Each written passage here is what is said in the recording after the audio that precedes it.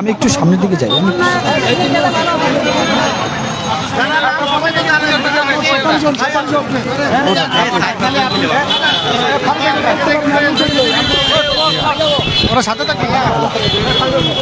দর্শক মণ্ডলী, আমরা দেখতে পাচ্ছি শিক্ষকদের একটি প্রতিনিধি দল পুলিশের সঙ্গে প্রধান উপদেষ্টার কার্যালয়ের অভিমুখে যাচ্ছে। এইমাত্র সিদ্ধান্ত হয়েছে, যেহেতু প্রধান উপদেষ্টার কার্যালয়ের পক্ষ থেকে আমাদেরকে আহ্বান করেছে, আমরা এখন 16 থেকে 17 জন প্রতিনিধি আমরা ওখানে চলে যাচ্ছি। যদি আমাদের দাবি দেওয়ার সাথে যদি তাদের পক্ষ থেকে সিদ্ধান্ত যদি আমাদের একমত হয়, তাহলে আলহামদুলিল্লাহ পরবর্তী সিদ্ধান্ত আপনাদেরকে মাধ্যমে আমরা জানিয়ে দেবো।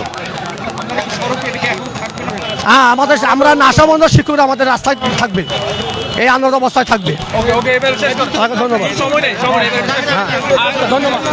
দর্শক মণ্ডলী, আমরা দেখতে পাচ্ছি এই মুহূর্তে সিদ্ধান্ত হয়েছে, শিক্ষক নেতারা, স্বতন্ত্র ইবতেদায়ী মাদ্রাসার শিক্ষক নেতারা তারা এখন পুলিশের গাড়িতে রওনা হচ্ছেন প্রধান উপদেষ্টার কার্যালয় অভিমুখে। তারা জানিয়েছেন যদি সিদ্ধান্ত ভালো হয় তাহলে তারা আন্দোলন প্রত্যাহার করবেন, আর সিদ্ধান্ত যদি তাদের দাবি যদি পূরণ না হয় সে পর্যন্ত তাদের যে সকল শিক্ষক মণ্ডলী এখানে এসেছেন তারা রাজপথেই অবস্থান করবেন। নাজমুল হাসান নাঈম, NNPD, ঢাকা।